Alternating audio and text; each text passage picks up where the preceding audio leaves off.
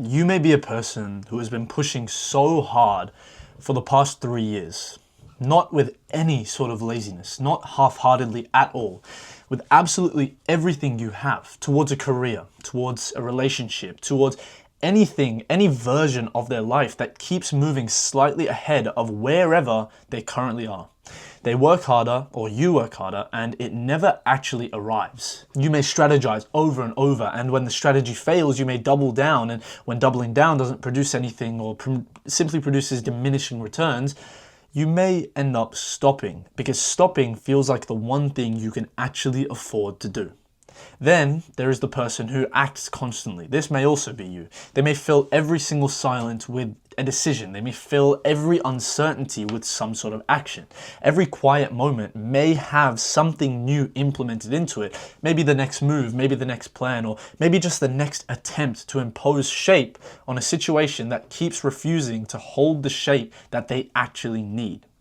And then, in my opinion, Taoism explains the third and final person who cannot stop controlling. It's simply in the quiet, daily, and exhausting form of a person who has decided somewhere along the way, somewhere beneath the level of any conscious thought, that if they release their grip on the outcome for even a solid, brief moment, everything will come apart. Three different people facing the same resistance, the same barrier. And Lao Tzu, writing in China during the 6th century BC, described exactly what all three were doing wrong. So I'd just like to preface that I never actually knew it was pronounced Dao De Jing and Dao, so a D instead of a T. So you're going to hear me say Tao Te Ching, like a very white guy, a lot in this video, so I apologize for that beforehand. Please understand and be able to get through the video that way. Apologies if I butcher anything in this, but the Tao Te Ching opens with a line that has never been improved upon. The Tao that can be named is not the eternal Tao, not as any mysticism, as precision. The Tao, which is the way, the fundamental nature of things, the underlying current or flow or river of reality, cannot be grasped directly. You cannot face it one-on-one, nor can you force it into any sort of shape or form. It is unable to be controlled, optimized, or made to conform to exactly what you need it to be. It can only be moved with, it can only be followed or swam with the flow of.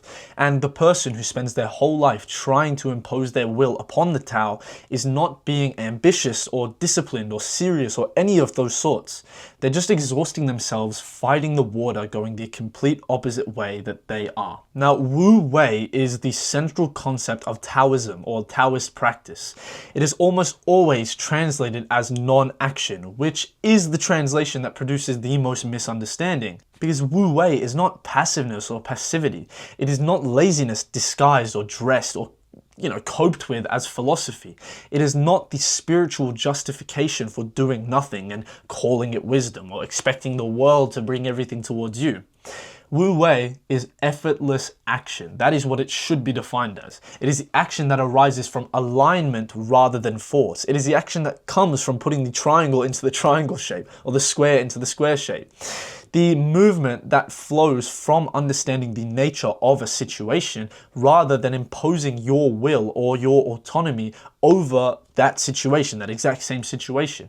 Trying to force a predetermined outcome upon a situation that has not yet had an outcome. Lao Tzu used water as his primary image for Taoism. Water is the softest substance in the world. It yields to absolutely everything around it. It flows around obstacles rather than going through them, at least in the short term. It takes the shape of whatever contains it without any sort of resistance, and yet water over time will be able to carve a canyon. It will be able to erode a mountain. It will be moving everything that stands in its way eventually. And not through force, because again, water does not have much force. You can't throw water at a rock and expect it to go straight through, but instead through the persistence and the alignment with its own nature. The person who pushes for 3 straight years, doubling down when doubling down last failed, is not being like water. Instead, they are trying to be the long-term results or trying to attain the long-term results through short-term action. They are being sort of like a fist against a stone instead of water against a stone. And the stone does not give a fuck if you can punch it stronger or stronger, because it's never going to break from your fist. The person who, however, acts constantly, which, again, the second archetype, filling every single silence with a decision, every single uncertainty without any movement, is operating from the same misunderstanding. Feel like doing something, but one of them may move with the current and the other one may fight the current, and the one fighting it will always end up more tired than the one moving with it. The person who is unable to release their control is the most recognizable of the three, because the cost is the most visible. Relationships are unable to breathe under that grip of control. Creative work is unable to be developed under it, and other people will never be able to fully be themselves in proximity to it. Control produces the appearance of safety and reliability under the cope or the reality of isolation. You hold everything so tightly and so firmly that nothing can move, including yourself, the person holding the thing.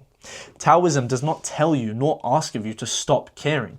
Instead, it asks you to stop confusing caring with forcing. Now, what it actually looks like to implement is this. I'm going to go over this now. Think of this as a second chapter. In your work, in daily work, distinguishing between the effort that is yours to give and the outcome that is not yours to control is how you can actually analyze and align yourself with the work that you have to do. You are able to give the effort completely, and you are also able to release the outcome, not as resignation of your effort, but instead as accuracy of alignment. The outcome was never yours to fully decide, but what you do to attain that outcome is your option. Now, in relationships, you can stop trying to make people into what you need them to be, understanding that that person is a completely different human being and you are unable to force them to, again, taking the shapes. You can't force a square into a circle hole because, again, they just don't fit, they don't align. The Tao Te Ching says that the sage does not compete, and therefore no one can compete with them.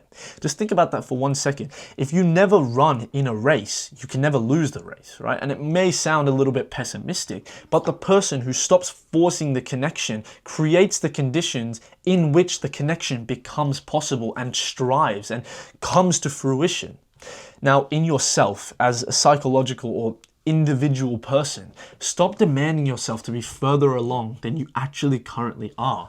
The Tao does not rush the seasons. The seed does not force itself or rush itself to become a tree. There is a natural pace to becoming, and most of the suffering comes from insisting that the pace should be faster. This does not mean you have to be lazy. It just means you have to adjourn to the jury of life's time, life's pace. Lao Tzu wrote 81 short chapters.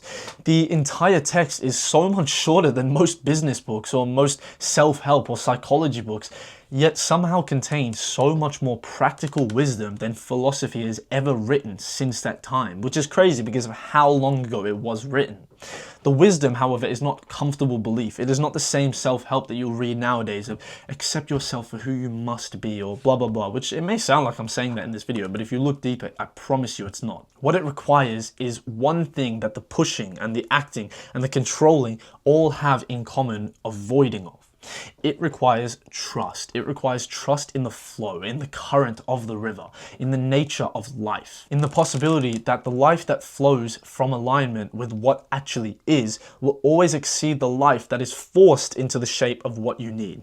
Stop pushing, stop forcing yourself to strive forward through the current of the river, because eventually you will get tired. That is a fact. Maybe the higher along the river you go, it even gets harder and harder to continue going, and eventually you will just flow straight back down to the bottom.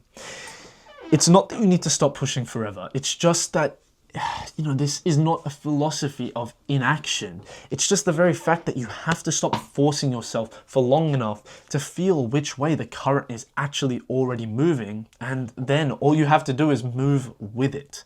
That is the philosophy of the Tao.